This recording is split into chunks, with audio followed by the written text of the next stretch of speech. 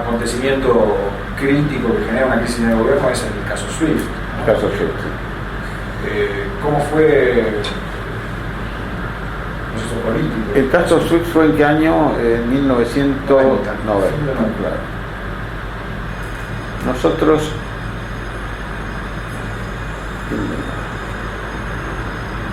fin del 90, el alzamiento de la pintada fue en el 91. No, el 90, diciembre del 90. El SWIFT ya había estallado, pero fue un poco simultáneo, digamos. El SWIFT había estallado un poco antes del Carapintada, de la sublevación, y continuó.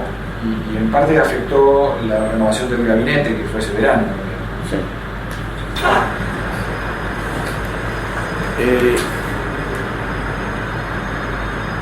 Nosotros yo estaba, me parece, ya en la subsecretaría general cuando fue.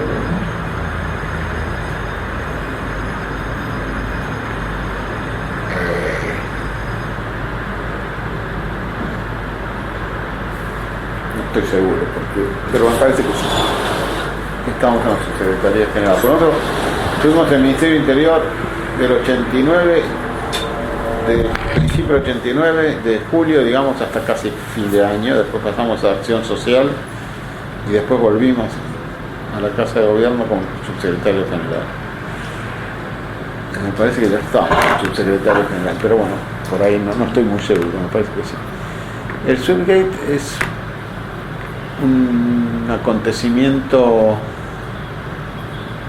que tuvo mucha difusión periodística y quizás fue la primera expresión de un estado de ánimo del periodismo respecto del gobierno, que luego se mantuvo durante casi todo el gobierno. Digamos, esta quizás fue la primera muestra de una actitud del periodismo frente al gobierno en materia de actos sospechadamente corruptos, que luego se mantuvo prácticamente hasta el final del gobierno. Y esto nace muy temprano, es decir, nace en el 90. Lo cual demuestra claramente que el periodo de gracia del gobierno no existió. Menem nunca tuvo periodo de gracia, digamos, desde el punto de vista de la atención periodística. Menem siempre tuvo una actitud periodística confrontativa frente a él, no de él hacia el periodismo, sino el periodismo hacia el gobierno, que se explica por muchas razones, no tanto por razones. La gente le tiende a dar a todo una razón comercial o de presión o de lobby, sino pienso que es una cuestión más ideológica y debido a la extracción socioeconómica del grueso de la gente que mueve el lápiz, porque una cosa son los dueños y otra cosa es que no mueve el lápiz, ¿no es cierto? Es decir, la gente que escribe los diarios todos los días.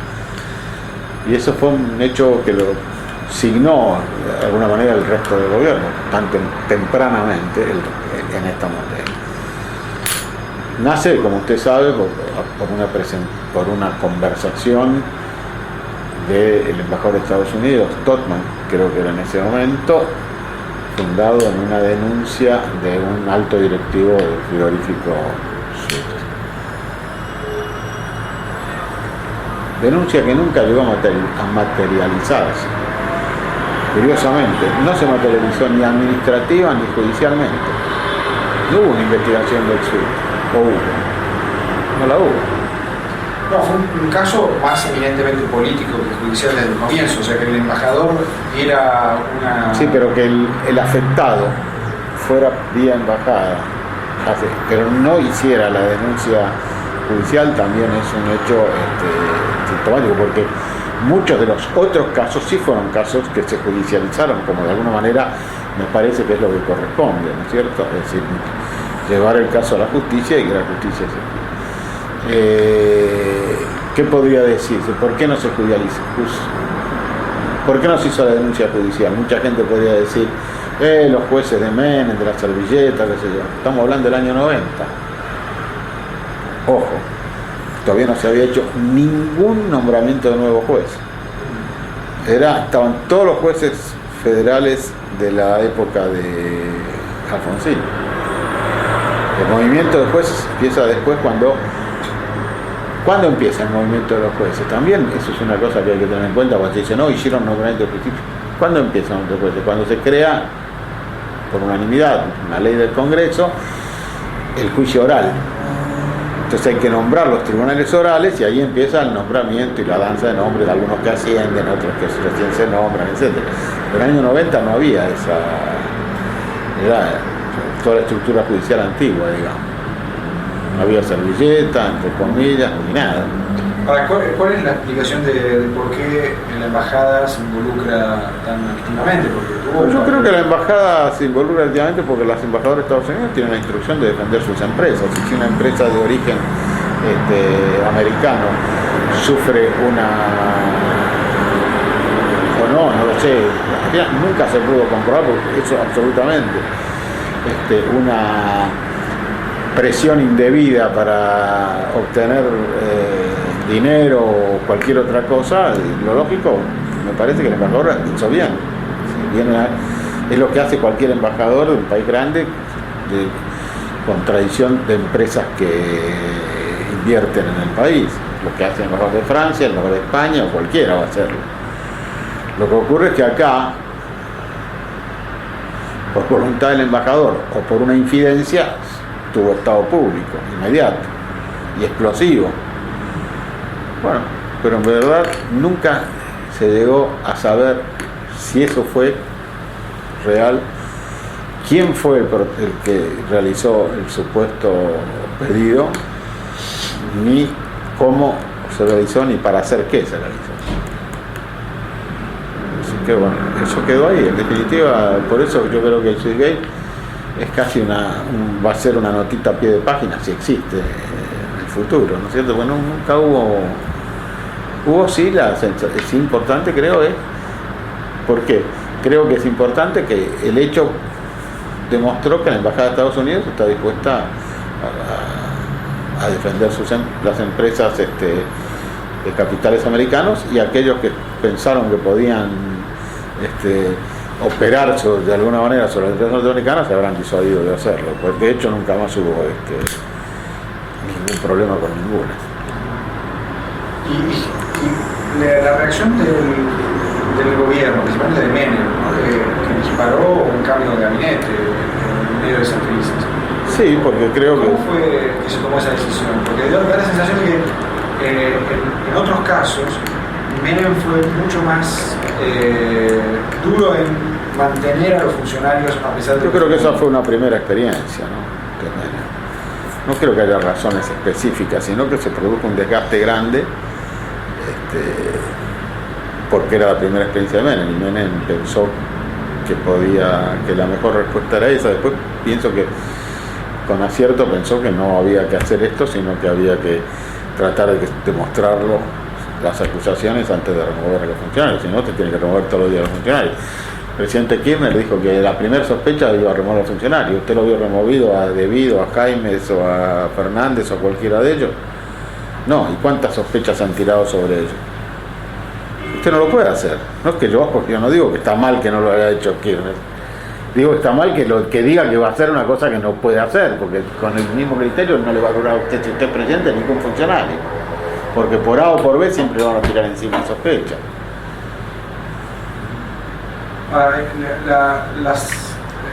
¿Puede haber influido también en Menem el intento de, por un lado, mantener una buena relación con Estados Unidos y por otro tratar de recuperar algo de iniciativa política? Porque una de las características es que en general las denuncias de casos de corrupción eran acotadas, como usted dijo, a sobre todo un periodismo más opositor, pero en el caso del SWIFT, La Nación tituló. Clarín, todo, no, por eso le digo, fue el primer indicio de una actitud colectiva del periodismo. Yo no me refiero a Página 12 ni a las revistas noticias o algo, no, me estoy refiriendo a que el grueso del periodismo demostró una actitud que después iba a ser la actitud que iba a perdurar a través del mandato de Menem, ¿no?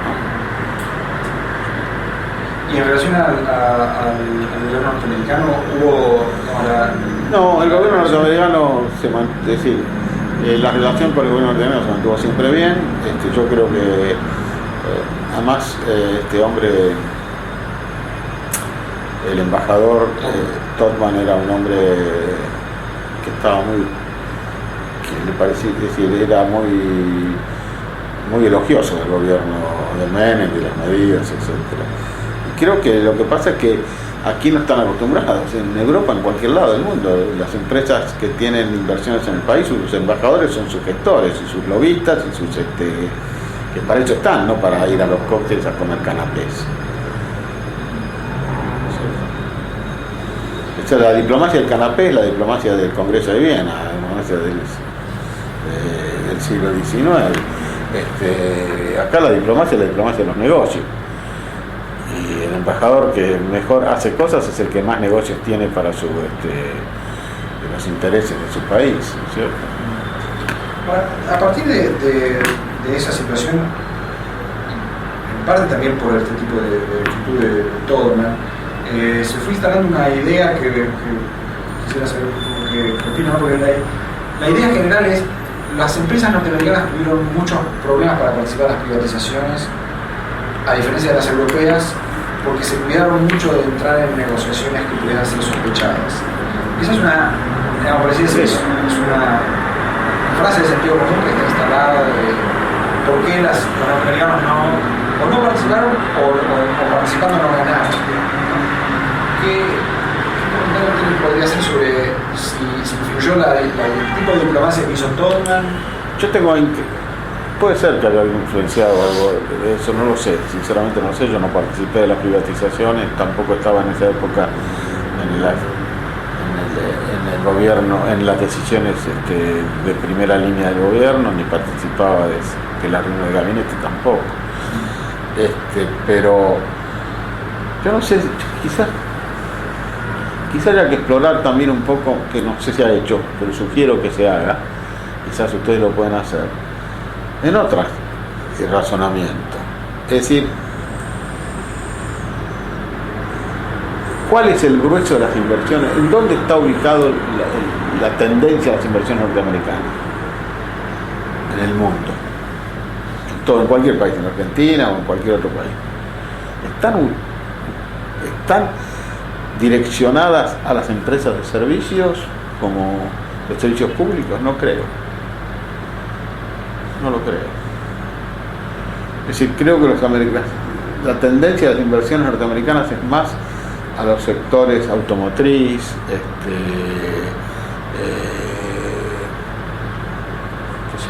servicios empresariales, comunicaciones, ¿no es cierto? Pero no la veo ni en aguas, ni en electricidad, no lo veo. Así que no sé qué interés real tuvieron, ¿no es cierto? Por el caso de comunicaciones que usted nombró, en el año 90 sí hubo interés de la BEL de participar Sí, pero evidentemente me parece a mí que en materia de licitaciones en países como el nuestro, los europeos tienen muchísimo más experiencia y posibilidades que los americanos. De hecho, yo no conozco Sudamérica, la BEL, no sé si tiene algo importante en toda Sudamérica, no en la Argentina. Esa teoría de que también está la teoría, no, porque como no pueden pagar coimas, porque, escúcheme, usted leyó el Enron, son mentiras, ¿de dónde está que no pueden pagar coimas? ¿Dónde está escrito y qué sanción tienen? Y que en cambio los alemanes, los franceses, los españoles, qué sé yo, pueden pagar. No sé si eso es cierto. Esa también era una cosa. Así que yo pienso más bien que la tendencia de las inversiones norteamericanas en la región no era para estos sectores. ¿Eh? Sí.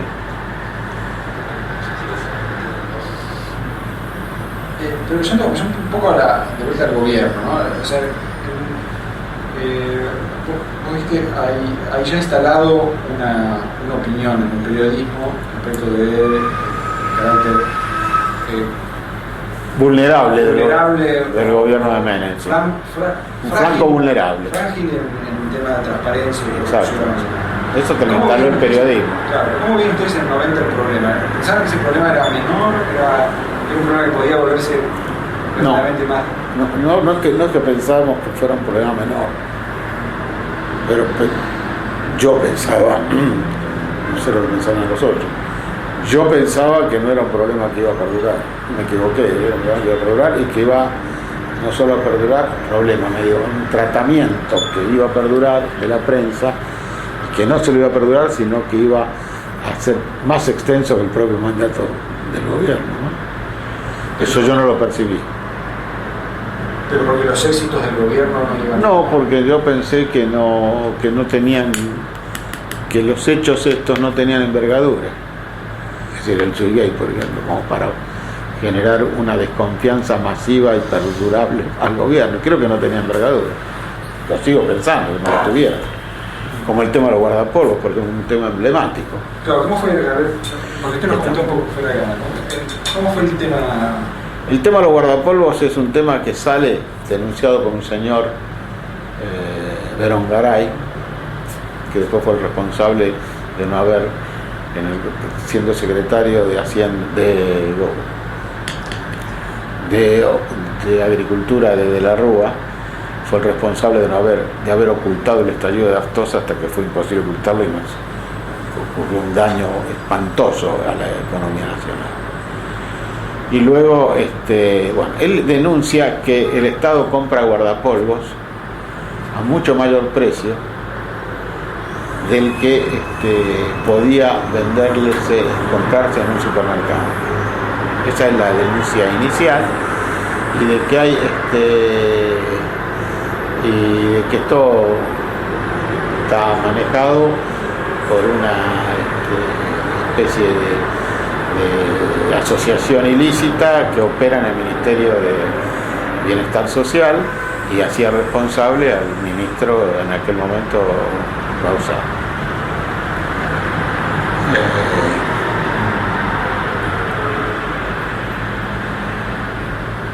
Efectivamente, los guardapolvos en el supermercado, pues yo lo investigué eso porque yo era secretario de coordinación, no me acuerdo de coordinación, no, era subsecretario del Ministerio de Acción Social, no me acuerdo cuál era el cargo exacto en este momento, si técnico o algo así. Entonces, la verdad que me sorprendió. Yo lo investigué, sí, efectivamente, los guardapolvos costaban, qué sé yo, 20% menos en la oferta de Jumbo, no me acuerdo de cuál era, en oferta, ¿no? Claro, de alguna manera a mí eso me choqueó, ¿no es cierto? Que digas, porque el sentido común te indica, si vos compras un guardapolvo, no es lo mismo comprar 1 millón de guardapolvos o 100.000 guardapolvos, tendría que ser mucho más barato que comprar un guardapolvo. Bueno, entonces cuando digo, y de alguna manera empiezo a pedir explicaciones y de ahí sale una madeja de la cual obviamente ni el gobierno ni el ministerio tienen absolutamente nada que ver. Nosotros recién llegamos prácticamente al ministerio. ¿Y qué ocurre? Y me explican algunas cosas que tienen razón y otras cosas que no tenían razón los funcionarios del ministerio. Y lo que tenía razón era que la denuncia original del precio era ridícula. ¿Por qué? Primero porque el guardapolvo estaba en oferta, era una oferta de esas al principio de la iniciación de las clases. Y segundo, porque lo que decían los de ustedes, ubíquese en 1990 estamos hablando. ¿Y qué ocurría en 1990? Estábamos en pleno proceso inflacionario, casi hiperinflacionario, que termina con el ministerio de Herman González, que termina con él como ministro, y que fue cuando viene Cavallo después. Entonces, ¿qué me decía?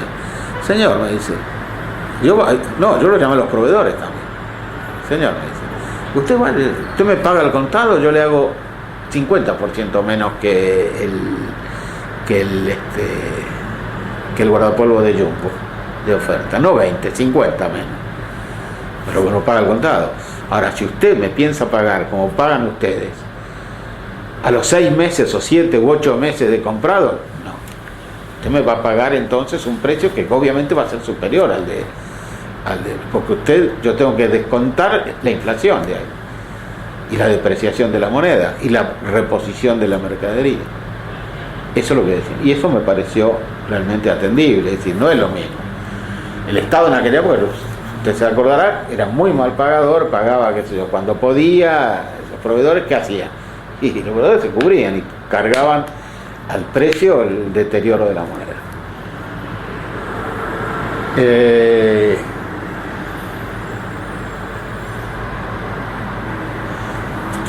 Pero penetrando más en la investigación, ya aclarado esto, había otras cosas que aclarar.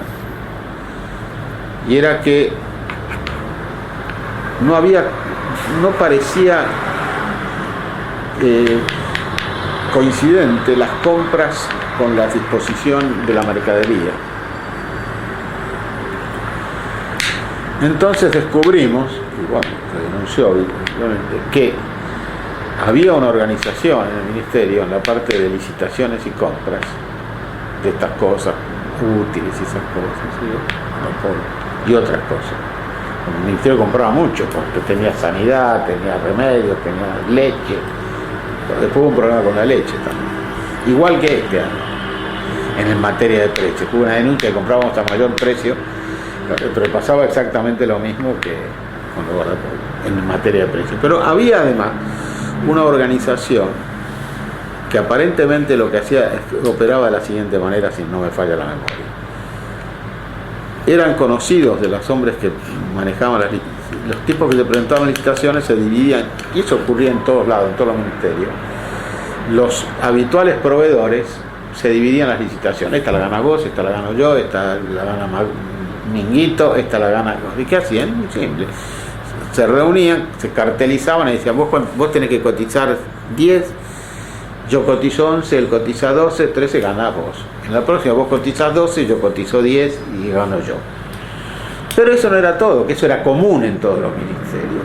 Todas las licitaciones del Estado, en aquella época que era el Estado gran comprador. Después eso se pulverizó porque Menem pulverizó el Estado comprador de todo y el Estado proveedor de todo, aunque no en bienestar social, que era el lugar donde necesariamente tenía que quedar.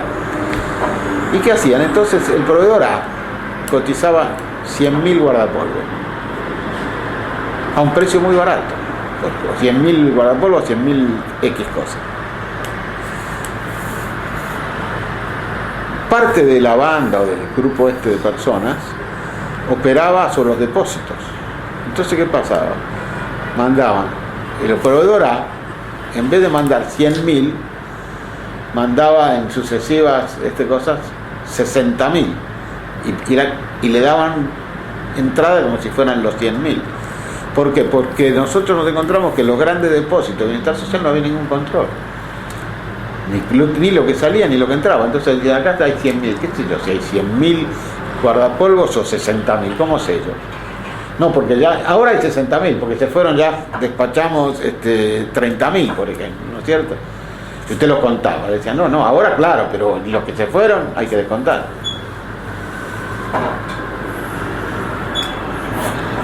¿Y eso lo descubrieron a partir de esta denuncia? Claro, cuando empezamos a trabajar sobre este tema, como sobre el tema de la leche, por ejemplo. La leche hacían lo mismo, se reunían los grandes. Entonces yo como secretario, después que terminó esto, que se terminó desde el punto de vista mediático, porque incluso yo fui a todos los programas de televisión y aclaré y esto y lo otro, debo tener, muchos de esos están grabados acá en la videoteca que te mostré, deben estar. Y explicaba estas cosas, y eran razonables. Incluso discutí con el señor Berongará y otros personajes. Y estaba Musa, ese famoso candidato, era uno de los proveedores de guardapolvos, era Musa. Tenía una vieja casa de fábrica de roca y esas cosas. Y a raíz de esto, bueno, fuimos profundizando otras cosas. Y después yo, como se estalla el problema de la leche, yo convoco a todos los proveedores de leche más importantes del país. Y los reúno, se firma un acta y qué sé yo. Y claro, los tipos me dicen lo mismo, señor, nosotros, si usted paga el contado, yo le hago precio, no me paga el contado, no. ¿Cuándo me va a pagar? y le pago en un mes. Mentira, usted no va a pagar en un mes. Yo no puedo pensar que usted va a pagar porque nunca me ha pagado en un mes. Si usted no me paga el contado, yo tengo que tomar mis recaudos pensando que usted va a pagar en 6 meses como hacen siempre. Entonces, nosotros ¿qué hacíamos? Tratamos de generar compras lo más al contado posible, porque además no teníamos presupuesto, porque el presupuesto, manejar un presupuesto en un proceso hiperinflacionario es muy difícil. Entonces, porque tenés que ir reforzando las partidas, transfiriendo nuevas partidas. Entonces, se pierde mucho el control de todo. Es mucho más difícil controlar cuando usted no sabe qué es lo que está pagando. Usted está pagando, yo estoy pagando una mercadería que se entró hace 5 meses. Una pregunta más general sobre el gabinete. ¿Por qué estuvieron con Bauzá en interior? Yo estuve con Bauzá yo inicié, te mostré la vez pasada, la reforma de la Constitución desde interior en 1989. Después pasaron a Acción Social, después a la Secretaría General. Y después yo pasé a Legal y Técnica. Después 91.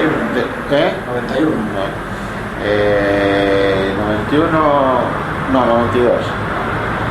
Pero entonces esta rapidísima rotación, ¿no? Da la sensación de que el gabinete está en una situación muy lábil, todavía no termina de... Todavía creo que no se había sentado el gobierno, porque había tenido, no se olvide usted que el gobierno tiene el barquinazo la recidiva del proceso hiperinflacionario, que precisamente coincide con estos tiempos, ¿no? Eso, es decir, el gobierno recién se asienta, a mi juicio, cuando se reorganiza el gabinete después de Herman, después de la salida de Herman. ¿Y cómo fue esa reorganización? ¿Cómo recuerda usted la decisión tanto del ingreso de Cavallo como del recomendamiento que se produce en las otras áreas? Sí. ¿Fueron las discusiones o los conflictos importantes? No, en aquel momento el tema era que en un momento, es decir, es un momento muy crítico para el presidente, donde todavía no estaba desmantelada totalmente la amenaza militar, que aunque había sido liquidada en el 90 de alguna manera, todavía existía, y donde el gobierno era muy frágil y donde la recidiva del proceso hiperinflacionario provoca que la fragilidad sea creciente y la sensación de que a lo mejor este hombre no termina el mandato. Pues siempre en Argentina está la expectativa de que el presidente no termine el mandato. Antes era por los militares, ahora por los caceroleros, y qué sé yo. Pero siempre hay esa concepción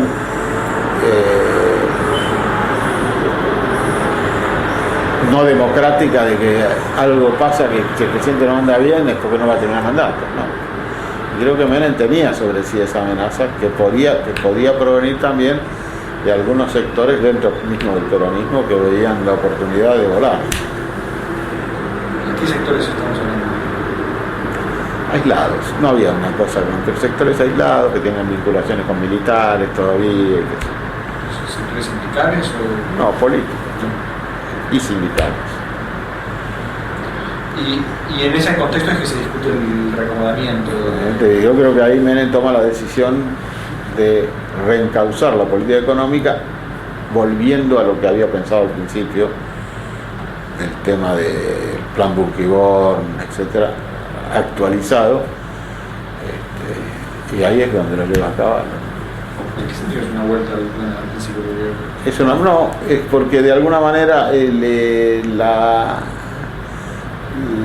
ministerio de Herman González es como un ministerio más peronista, digamos.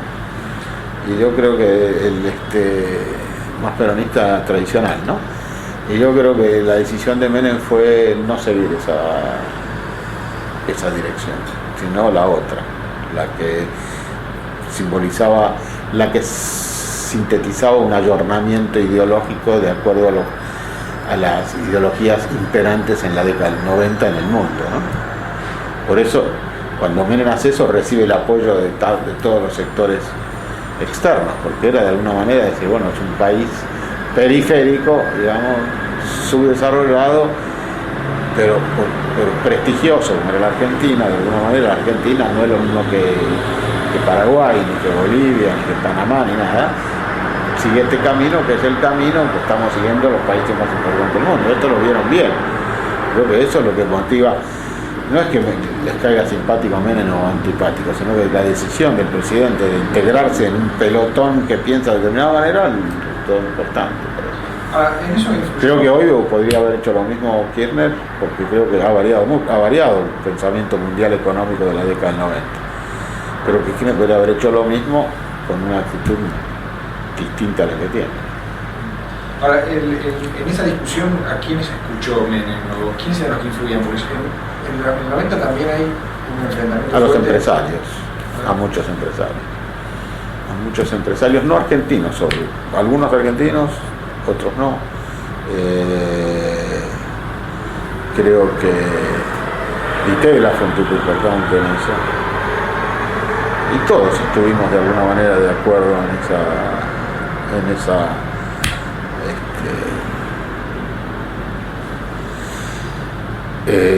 rotación, ¿no? Los empresarios tenían una llegada directa con Menem, Sí. Menem se encontraba y dialogaba con todos, sí, con muchos empresarios. Hacía reuniones en Olivos, en Casa Rosada. Era un hombre que tenía mucho contacto con todos los sectores, sindicales, gremiales, empresariales, sociales. Y eso nos generaba un poco de desorden, digamos, ¿no?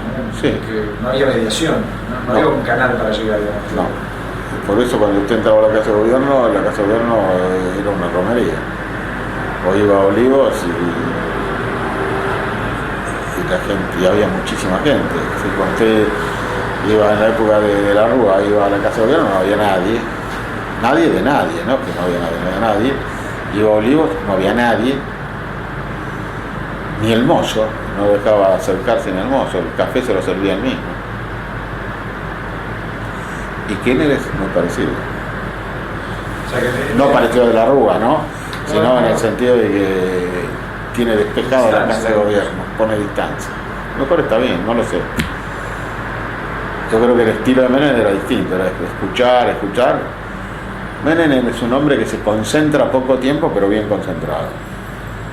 Si podía tener un reunión con empresarios cuya parte trascendente duraría 20 minutos o 15 minutos y el resto comer pizza, ver un partido, o qué sé yo, pero los 15 minutos eran aprovechados. Durante la promoción del gabinete hubo también un cambio en el peso de los celestes y los rojos, de los Eduardos, digamos. Sí, los Eduardos, esos celestes. ¿Cómo era ese conflicto? Los celestes, los rojos Punzó, en realidad era así. Era una cosa más folclórica interna que real.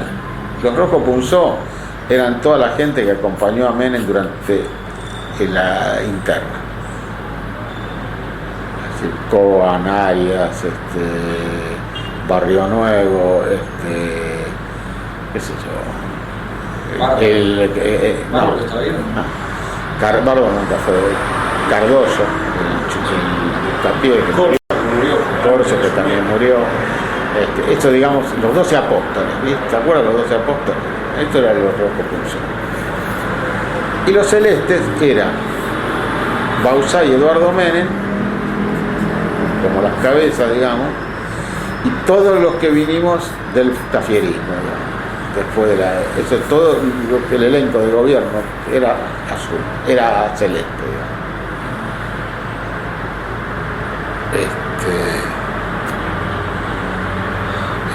Los rojos Punzó.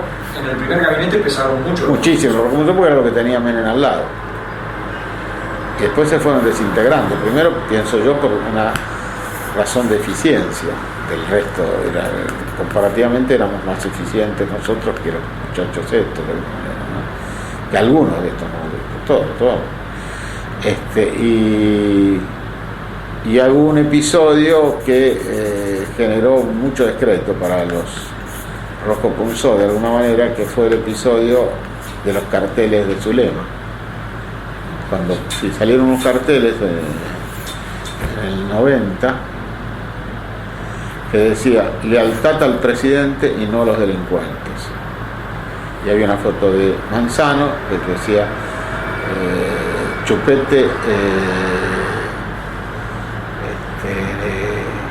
no sé qué hecho, lo atribuía. Sí, recuerdo. Chupete no sé cuánto. Eduardo Guardapolvo Bauzá, Eduardo Pan de Azúcar Menem, por habían descubierto una cuenta en el Banco Pan de Azúcar. Esto provocó una investigación que llevó directamente a Zulema y al grupo Rojo Punzón. Y ahí Menem decidió cortar. ¿Y eso tuvo relación con los carapintadas? Con la... También. Los Rojo Punzón históricamente tenían relación con los carapintadas. Porque Menem, la relación de Menem con los militares era a través de los carapintadas con Arias en el momento aquel, ¿no? Por supuesto que los carapintadas no eran lo que fueron después, ni el mesianismo Seineldín. Pero después los azules se impusieron casi hegemónicamente porque azul era todo lo nuevo que entraba al gobierno y era gente capaz. ¿Qué relación tenían los celestes con Cavallo? ¿Entendiste? Sí, ¿Con Cavallo? Con Cavallo, Ninguna. Pero pues no, lo veíamos bien. No teníamos problemas con Cavallo. Pero no era del grupo. No era un outsider. No era peronista. Esto era una división entre peronistas. Ahora, cuando Cavallo entra a discutirse su nombre para la economía, ¿no? Está ya... No, se caía de Maduro en ese momento. Es decir, no había... No había alternativa. No. ¿Y en la discusión de su nombramiento hubo ya un anticipo de lo que se iba a hacer? No sé. Eso lo habrá hablado. No lo sé, sinceramente. Puede ser que lo haya tenido con Menem, yo no lo sé.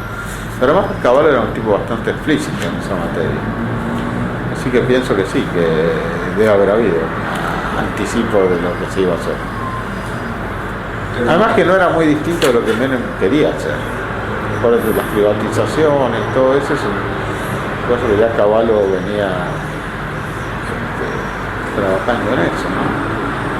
Y Cavallo venía de relaciones exteriores, donde también de alguna manera había expresado lo que él pensaba. Para dar la sensación de que uno de los problemas decisivos, digamos, para resolver el cambio es que se acercan las elecciones, ¿no? No, lo decisivo fue que lo decisivo para el cambio de gabinete fue la vuelta de la hiperinflación. Eso fue eso. Que Menem no quería terminar como Alfonsín. Eso fue el hecho más decisivo en el cambio de gabinete. No que ver con las elecciones, eso es aparte. Por supuesto que va a influir, pero el hecho concreto era que la hiperinflación amenazaba al gobierno. Un brote de hiperinflación, ¿no? En el 90. Del 91. Vos dijiste algo de que la gestión de Herman era vista como más peronista y otra como más innovadora. No, esta como un cambio, como el que se había intentado al principio. Sí. Ahora, de todos modos, en realidad, uno de los rasgos del 90 como política que fue bastante ortodoxa, una política de reducción de gastos, ¿no? Una recomendación que hacía el Sogaray era la idea de que había que regular el gasto. La cuenta de caja, digamos, del Estado. Bueno, en primer lugar, más que esto, el tema era que mientras hubo inflación no había manera de controlar nada, ni el gasto, ni la recaudación, ni nada. Cuando el proceso inflacionario se detiene, y se empieza a estabilizar el valor del peso, es cuando salta la necesidad del equilibrio fiscal. Porque mientras esto era una máquina de hacer billetes, el problema no era, el problema era que ¿cuánto falta? 10.000 millones, me encargan 10.000 millones, se imprimían 10.000 millones. decir, entonces, a partir de que el valor del peso se estabiliza, crece la necesidad del equilibrio fiscal y crece la necesidad de poner una ley que regule el equilibrio fiscal. Que después de un tiempo se va a llegar a la ley famosa que establece una relación entre las reservas y la emisión, que todavía existe, creo. No sé si la respetan, pero existe. Es decir, que se calculaba que había, ponerle que en un momento dado 60.000 millones de dólares y X cantidad de circulantes. Cada peso tenía un respaldo circulante, tenía un respaldo en la reserva. Y se dispone que para emitir moneda tiene que haber un ingreso en la reserva, como respaldo con un porcentaje chico de tolerancia. Entonces ahí empieza la necesidad de racionalizar el gasto. Y ahí es donde, como gran parte del problema estaba en la financiación de las provincias, ahí es cuando se establece el mecanismo de transferencia automática de la recaudación, del cual te hablé la vez pasada, que revoluciona totalmente el panorama federal, fiscal y político de las provincias. Si las provincias dejan de depender de la voluntad del Estado Nacional, o del presidente de la Nación, para ser más preciso, y reciben automáticamente lo que les corresponde, aparte de lo que ellos podrían recaudar, por supuesto. Por supuesto que esto no implica que vos equilibres provincias que no tenían posibilidad de equilibrarse, porque estaban recaudando, como te dije, menos del 10% de lo que gastaban. Cuando Caballo anuncia su... Hoy, por ejemplo, todas las provincias están bárbaras, en general. ¿Por qué? Y porque tienen un superávit recaudatorio importantísimo, y porque la ley de coparticipación ¿te vas? Tengo 6 de